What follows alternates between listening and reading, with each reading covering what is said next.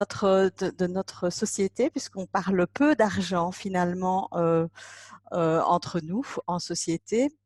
Et donc, avant de démarrer, je vais peut-être vous faire un petit topo de ce que j'ai prévu de voir avec vous aujourd'hui, si la technique me le permet. Voilà. Donc, ce que je vous propose qu'on parcourt aujourd'hui, c'est d'abord une petite intro sur le sujet et puis me présenter en 2 minutes, mais simplement en lien avec le thème. Pourquoi moi pour parler de ce thème d'argent? Et puis, on verra ensemble pourquoi, en tout cas ma vision de pourquoi cette période génère tellement d'anxiété et de peur, notamment en lien avec l'argent. Et puis, on verra aussi des clés qui sont quelle est ma zone d'influence, quel est le lien entre l'argent, la sécurité et l'estime de soi. Et puis, je vois qu'il y a un autre point que j'ai oublié de mettre dans la présentation, mais qui est aussi remettre l'argent à sa juste place dans nos sociétés. Et puis, on verra ensemble 5 conseils pratiques voilà, pour gérer cette période d'incertitude en lien avec l'argent. Et puis, il y aura un temps de questions-réponses et d'échanges. Voilà, ça, c'est pour le programme.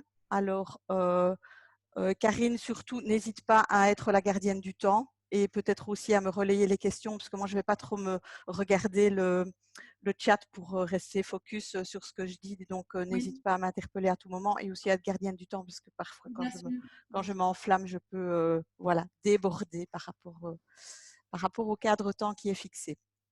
Donc, petite intro sur le thème. Généralement, quand on parle d'argent et quand on parle de finances, eh bien, on parle d'éléments et de données qui sont très rationnels. En fait, on parle de chiffres, on parle de bilan, on parle de plans financiers.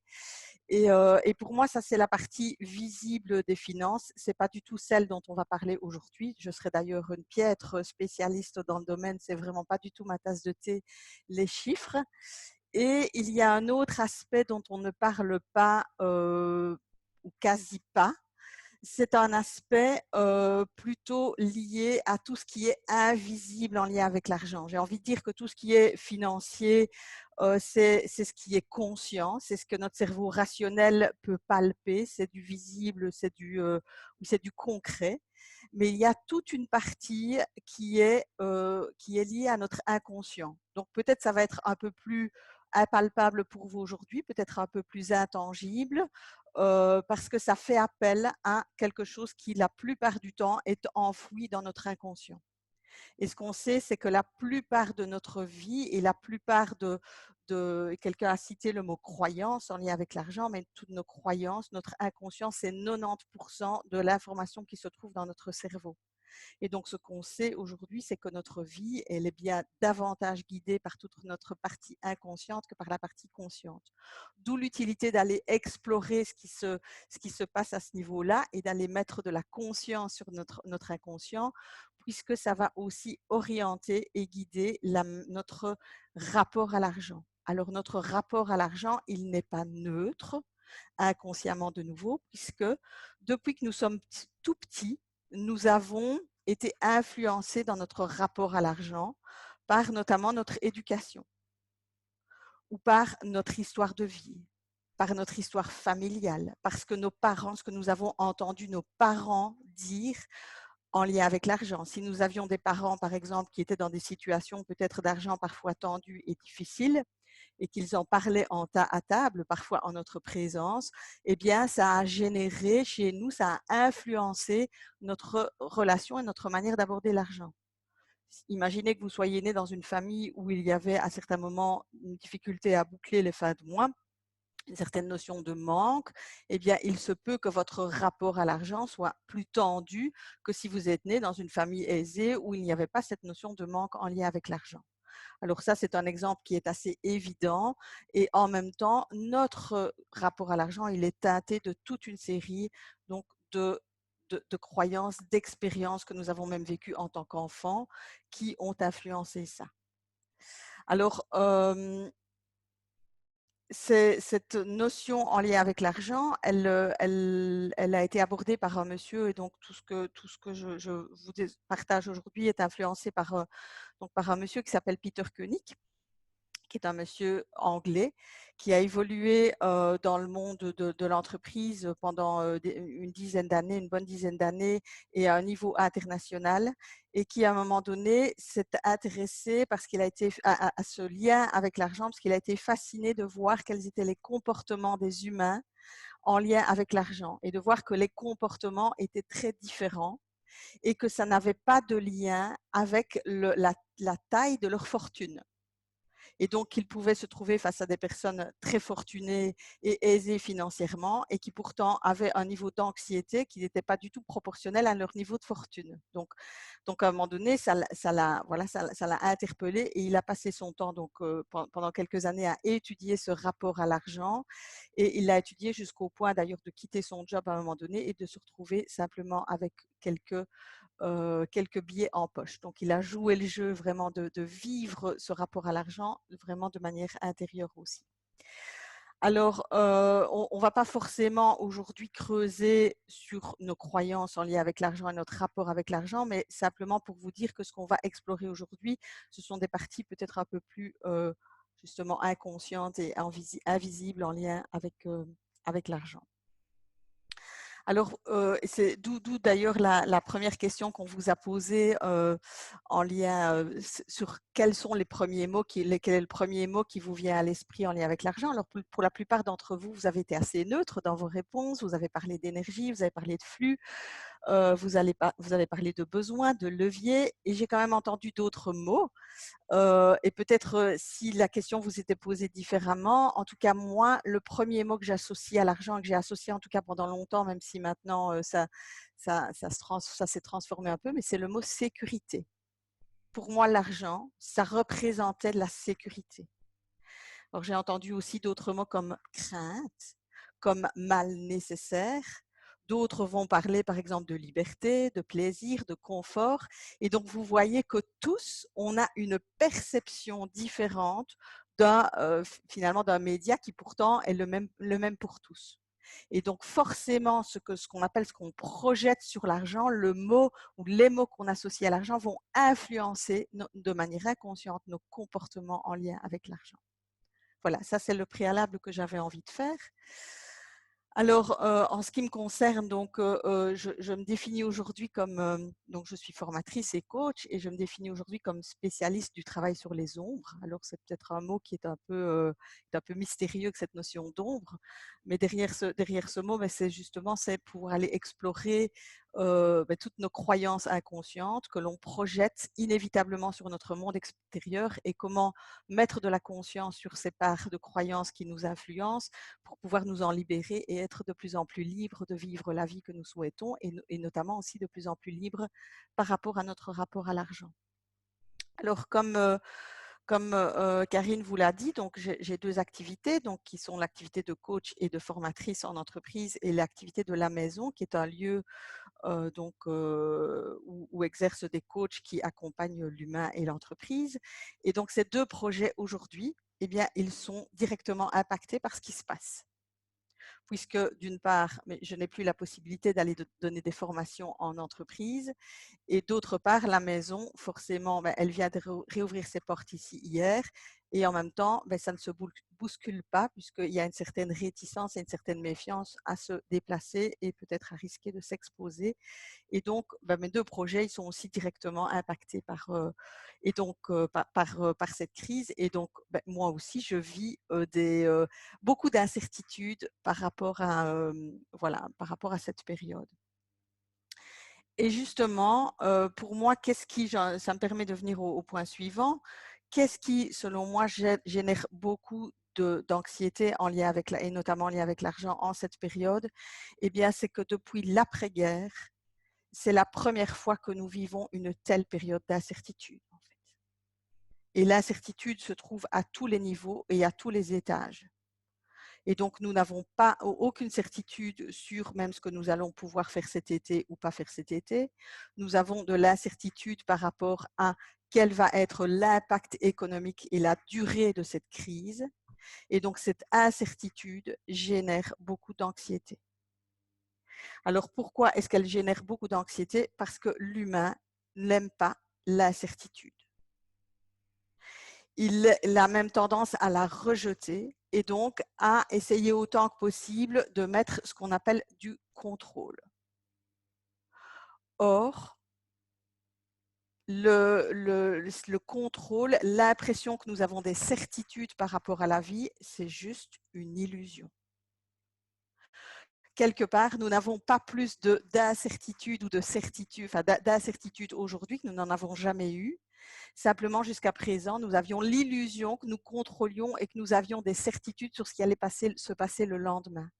Or, ça, c'est une illusion de l'humain, c'est une illusion de ce qu'on appelle l'ego, parce que la seule certitude que nous avons, c'est sur ce qui se passe pour nous dans notre vie, ici et maintenant. Ce qui va se passer pour moi demain, je n'ai qu'une idée approximative de ce qui pourrait se passer. Mais nous savons tous que ces certitudes, elles peuvent être ébranlées à chaque instant si on m'annonce une nouvelle ou si quelque chose prend une tournure que je n'avais pas prévue, à laquelle je ne m'attendais pas. Mais en tout cas, l'humain a vraiment beaucoup de mal avec cette notion d'incertitude qu'il rejette constamment parce qu'il a l'impression que de cette manière, en s'accrochant à ces certitudes, il contrôle quelque chose de la vie. Or, si on prend un peu de recul par rapport à la vie, eh bien, nous avons une certitude et une incertitude par rapport à la vie pour la plupart d'entre nous. La certitude que nous avons, c'est que nous savons comment ça va se terminer, par la mort. L'incertitude que nous avons tous, par contre, c'est à quel moment et de quelle manière ça va se passer. CQFD par rapport à cette incertitude qui est en fait la réalité de la vie. Et donc, pour moi, la deuxième source d'anxiété par rapport à cette période en particulier, et pour ça, je vais à nouveau vous partager l'écran pour illustrer par un petit schéma, c'est que la plupart du temps, nous avons, pour la plupart d'entre nous, une vision de la vie, qui est une vision comme si la vie était une progression linéaire. Alors, je repartage l'écran. Et j'essaie de passer au slide suivant. Voilà. C'est comme si nous avons une vision de la vie assez binaire. C'est une partie de notre cerveau qui fonctionne comme ça et qui voit la vie comme une ascension quelque part vers plus de quelque chose. Donc, c'est une logique, quelque part, une logique de croissance. La vie, c'est je fais des études, j'obtiens un diplôme, je me mets en couple, je me mets en ménage, je grimpe sur l'échelle sociale, j'ai une promotion, etc., etc. Donc, c'est comme si sur cette ligne linéaire de la vie ou ascensionnelle, c'est comme si quelque part, je n'ai pas d'autre choix que d'évoluer et de croître sur cette ligne-là, puisqu'il n'y a que deux sens possibles et que si je ne grimpe pas, si je n'évolue pas, je régresse. C'est comme s'il y avait une vision binaire dans cette logique qui est soit j'échoue, qui est le bas de l'échelle, soit je réussis. Et donc, comme c'est les deux choix possibles, échec ou réussite, eh bien forcément, c'est comme si je n'avais pas d'autre choix que de grimper. Et donc, cette période, elle est du coup source d'anxiété puisque peut-être je ne suis pas certaine que je vais peut-être pouvoir monter à l'étage au-dessus. Alors moi, j'ai envie de vous proposer une autre vision de la vie qui me semble être d'ailleurs plus proche peut-être de la réalité et de comment fonctionne la nature. Et donc, nous sommes des êtres de la nature. Et pour moi, la vie, ce n'est pas une vision linéaire, donc une ascension et donc une logique de croissance à tout prix. Mais la vision que j'ai de la vie, c'est que la vie, c'est un cycle permanent. Et si on regarde la nature, elle fonctionne en cycle. Les saisons fonctionnent en cycle. Et donc, dans un cycle, il y a des périodes donc, de création. Si on prend le printemps, c'est une période de création. Et puis, il y a une période de croissance, de maturité. Il y a des turbulences. C'est le moment où les arbres perdent leurs feuilles. Et si la période de turbulence n'est pas gérée, ça peut aller jusqu'au chaos. Et peut-être à cette période-ci, on est entre turbulence et chaos. Et puis, il y a un moment de pause pour avoir un nouveau cycle. Et moi, personnellement, je trouve cette vision de la vie beaucoup moins anxiogène que la vision linéaire parce qu'elle nous montre qu'en fait, nous sommes continuellement en train de vivre des commencements, des fins et des cycles. Et que donc, quelque part, nous sommes en train de vivre un cycle et donc une période qui peut être un peu inconfortable de ce cycle, puisque nous sommes en période de turbulence et de chaos et donc en période oui, d'incertitude justement. Et donc, qui nous indique qu'il y a des choses à modifier, des choses à remettre en place, des choses peut-être à changer dans nos fonctionnements. Donc ça, c'était sur le pourquoi cette période est une période d'incertitude. Alors, par rapport à ça, donc s'il y a des questions, vous n'hésitez pas. Hein, si Karine, tu veux intervenir pour plus de clarté. Alors, par rapport à ça, la première clé que j'ai envie de parcourir avec vous, eh bien, c'est la zone de voir quelle est ma zone d'influence dans cette période d'incertitude et comment je focalise mon énergie plutôt sur ma zone d'influence que sur des endroits où je n'ai pas de prise.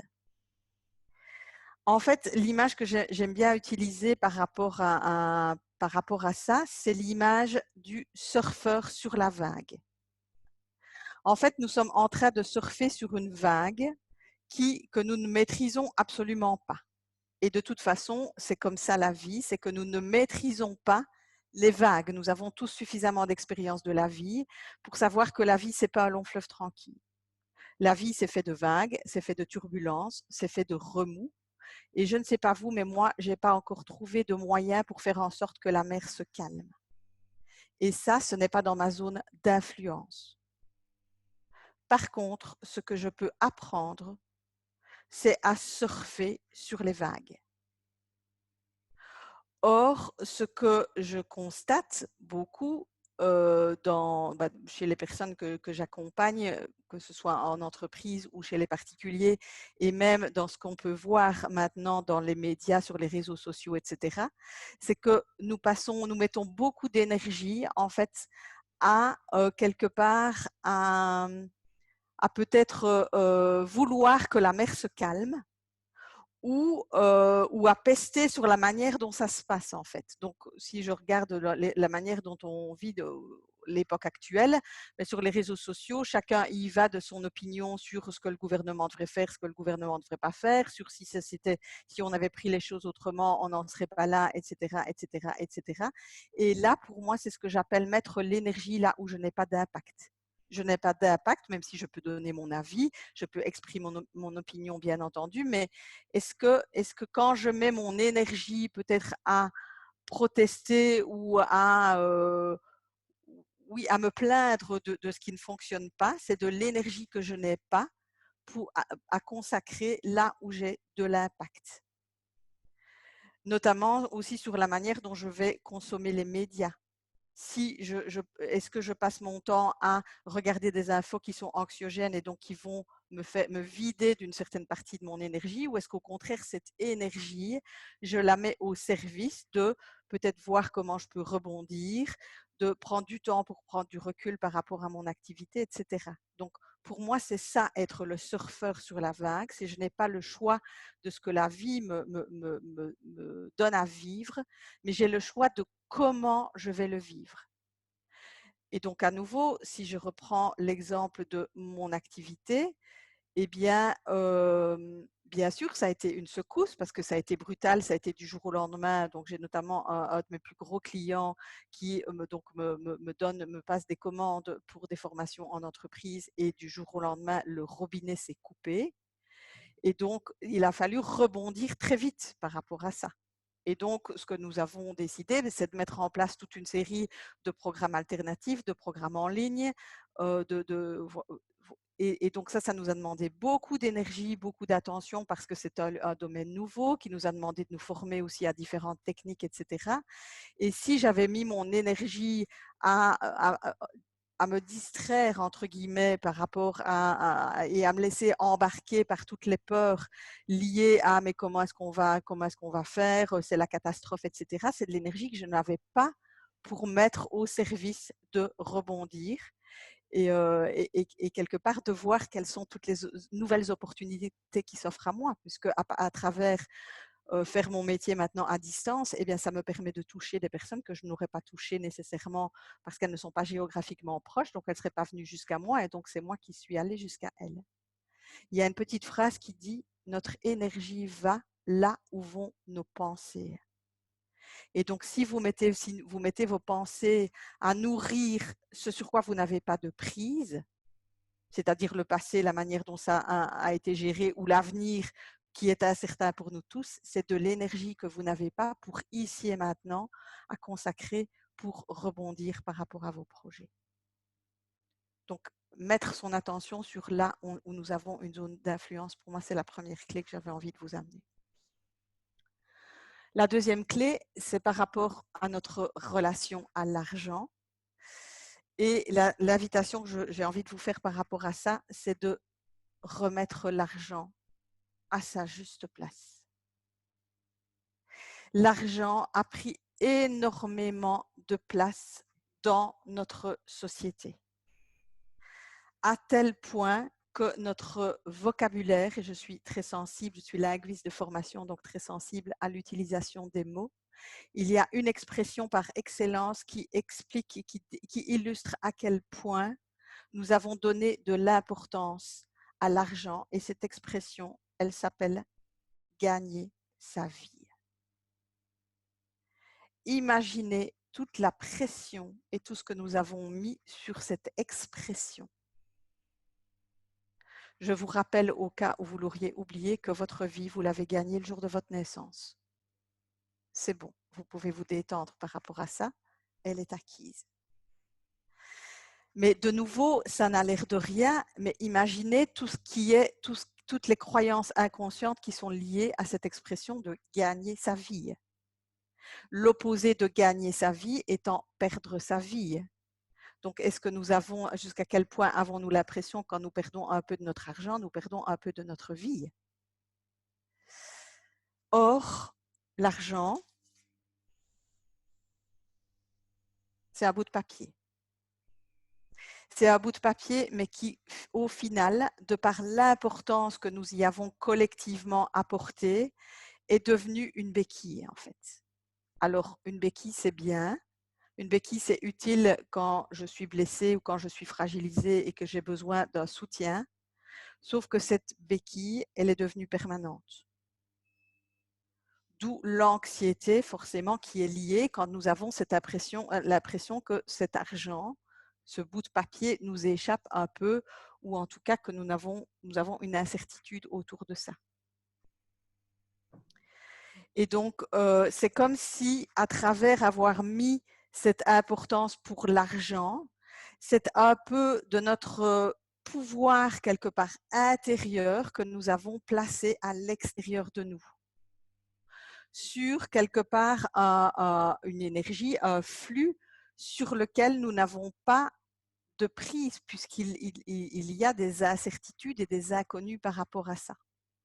Et donc, si je vous parle, si je reviens à ce qu'on projette sur l'argent et de ce que notamment moi, j'avais projeté sur l'argent, puis en liant l'argent à la sécurité, c'est comme si ma sécurité, elle était complètement, pendant toute une partie de ma vie, elle avait été complètement dépendante de mon compte en banque, en fait. Si je crois que argent égale sécurité, dès que mon compte en banque diminue un peu, c'est un peu de ma sécurité qui part. Et ce que je pouvais observer dans mon comportement, même si je n'en avais pas conscience à l'époque, c'est qu'à chaque fois que je passais du temps à payer mes factures, ben, ce n'était pas le moment le plus agréable de la journée, en fait. J'avais un stress puisque j'avais l'impression qu'un peu inconsciemment, de nouveau, je vous le rappelle, que c'était un petit peu de ma sécurité qui partait à chaque fois que je payais une facture. Donc, remettre l'argent à sa juste place parce que nous avons associé énormément de choses à l'argent. Et pour moi, et ça, ce sera la clé numéro 3, il y a vraiment deux choses principales que je constate que nous avons associées à l'argent. C'est la sécurité. Je suis en sécurité si j'ai de l'argent. et c'est quelque chose de notre confiance en nous et confiance en la vie. Et donc, il y a quelque chose qui est lié à l'argent et qui parle de la valeur que nous nous donnons. C'est ce qui fait notamment, soit dit en passant, que certaines personnes ont du mal à fixer des prix pour ce qu'ils produisent. C'est parce que ça parle du lien que j'ai avec ma valeur. Mais là, j'ai aussi un peu envie de vous partager mon expérience par rapport à ça. Donc, il y a quelques années, j'ai travaillé pendant 17 ans à la Chambre de commerce à Verviers. Et donc, il y a quelques années d'ici, donc ma vie, c'était un boulot donc à la Chambre de commerce que j'adorais et qui était un boulot donc, dans lequel j'étais complètement dans ma zone de confort puisque je travaillais depuis 17 ans, je maîtrisais mon métier, voilà, j'étais totalement à l'aise avec ça. Donc, j'avais un statut de salarié avec un bon salaire. J'étais mariée à un banquier et nous avions une grosse villa 4 façades. Et donc voilà, ça c'était ma vie. Et puis j'ai décidé de quitter mon job. Et puis j'ai quitté mon mari banquier et on a vendu la maison. Et donc c'est à ce moment-là que j'ai pris conscience que ma sécurité, en fait, et donc je me suis retrouvée complètement en insécurité par rapport à ça. Et c'est à ce moment-là que j'ai pris conscience qu'en fait ma sécurité, je l'avais mise à l'extérieur. Je suis en sécurité parce que j'ai un job de salarié. Je suis en sécurité parce que j'ai un mari banquier. Je suis en sécurité parce que j'ai un petit matelas sur mon compte en banque. Je suis en sécurité parce que je suis propriétaire d'une maison. Et comme du jour au lendemain, tout ce que j'avais projeté à l'extérieur de moi, ma sécurité extérieure, eh bien, elle n'était plus là. Eh bien, c'est comme si c'était à ce moment-là que j'ai eu à mettre du temps, à passer du temps, à aller consolider à l'intérieur ce que j'avais projeté à l'extérieur de moi. Et aujourd'hui, donc, je n'ai plus de boulot de salarié. J'avais un carnet de commandes plein à 3 à 6 mois, ce n'est plus le cas. Je n'ai plus de mari banquier, je n'ai plus une grosse villa 4 façades et je pense que mes comptes et mon matelas est plus bas qu'il n'a jamais été. Et pourtant, il y a quelque chose en moi qui est beaucoup plus serein et solide aujourd'hui que ça ne l'était à l'époque. Simplement parce que j'ai ramené à l'intérieur ce que j'avais projeté à l'extérieur de moi et qui du coup par définition, par essence, était impermanent en fait et n'était pas sous mon contrôle parce que du jour au lendemain, tout ce qui est extérieur, ça peut disparaître. Mais votre solidité intérieure, celle-là, bien sûr, elle peut être fragilisée à certains moments par des circonstances extérieures, mais celle-là, vous pouvez la renforcer et ça fait partie aussi de notre zone d'influence. Une des plus grandes peurs de l'humain, c'est de ne pas pouvoir faire face à ce que la vie va lui amener à vivre. Et donc, plus vous sortez de votre zone de confort, plus vous consolidez ce qui est à l'intérieur de tout, plus vous nourrissez cette confiance dans votre capacité à faire face à ce que la vie va vous amener, parce que personne ne sait ce que la vie va nous amener à vivre, en fait. Et donc, il y a vraiment quelque chose qui… Et donc, à la fois, moi, ça me donne beaucoup d'espoir parce que ça veut dire qu'il y a véritablement, par contre, quelque chose qui est pleinement en mon pouvoir et qui est pleinement sous mon contrôle. Par contre, les circonstances extérieures et la situation actuelle nous le montrent plus que jamais, elle est incertaine et elle n'est pas sous notre contrôle.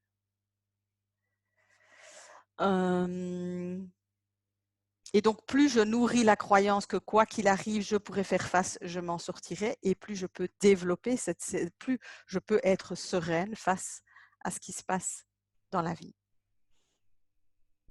Alors, peut-être rapidement pour conclure, 5 conseils pratiques par rapport à ce que peut-être vous vivez. Alors, certains conseils vont peut-être vous parler ou pas en fonction de quelle est votre réalité financière du moment.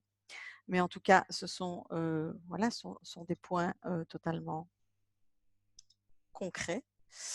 Premier conseil, soyez au clair avec vos finances. Une des un des comportements qu'on pourrait avoir par rapport à cette période, c'est peut-être de faire un peu l'autruche, de ne pas trop aller regarder ses comptes par peur que ça génère de l'anxiété. Or, la plupart du temps, enfin ça dépend évidemment de l'état de vos comptes, mais au moins rationaliser, c'est peut-être le moment de rationaliser, est-ce que finalement la situation est aussi menaçante que ça pour moi là maintenant? De nouveau, si je prends mon cas et le cas de mes entreprises, si je me laissais embarquer par l'idée de OK, mon client coupe le robinet, je n'ai plus aucun coaching, etc., c'était panique à bord. Et puis j'ai été regarder la situation de mes comptes professionnels qui me montrent que j'ai de quoi tenir quelques mois. Et donc ça m'a rassurée. Deuxième conseil, soyez proactif avec vos créanciers. Si vous avez des dettes, si vous avez des créances, la tendance de nouveau pourrait être la fuite, pourrait être de vouloir éviter. Soyez au contraire proactif vis-à-vis d'eux. Parlez-leur de votre situation, parlez-leur de leurs difficultés, voyez avec eux comment vous pouvez éventuellement échelonner vos paiements, faire un plan de paiement, etc. Mais soyez proactifs. Ça va les rassurer et vous, ça va aussi diminuer de la tension. Et peut-être que vous allez voir qu'ils sont compréhensifs par rapport à votre situation, qu'eux ne sont pas en difficulté et peuvent se permettre d'attendre vos paiements. Et puis, ça va aussi vous éviter d'avoir du stress, de peut-être les rencontrer ou qui vous appellent, etc. Donc, anticipez. Troisième clé, c'est d'avoir 2 ou 3 pas d'avance. Donc, c'est d'anticiper ce qui pourrait peut-être les scénarios les plus catastrophiques et de voir comment vous pouvez les anticiper. Mais pour ça, ça vous demande à nouveau de bien préserver votre niveau d'énergie. Et puis, prenez de la distance par rapport à l'argent. Vous n'êtes pas votre situation financière. Ce n'est pas parce que vos comptes sont dans le rouge que pour autant vous êtes un lamentable échec et voilà, et toute votre vie s'écroule, etc. C'est jamais qu'une donnée, mais vous êtes bien plus que votre situation financière. Et puis, 5e conseil, entourez-vous de personnes qui vous tirent vers le haut. Que ce soit des personnes, des partenaires et autres. Mais moi, personnellement, ce qui m'aide beaucoup dans cette situation, c'est aussi la relation que j'ai avec mon comptable. Avant, j'avais un autre comptable qui était un excellent comptable, simplement qui était un comptable plutôt du genre prudent et plutôt du genre anxieux. Aujourd'hui, j'ai un comptable qui est plutôt du genre créatif, audacieux, tout en étant prudent et tout en étant le garant de la santé financière. Mais ça change complètement la donne, en fait. Et ça m'aide à garder ma sérénité. Voilà. Si vous avez des questions ou des partages sur ce que vous vivez ou comment c'est quoi vos clés à vous, avec plaisir.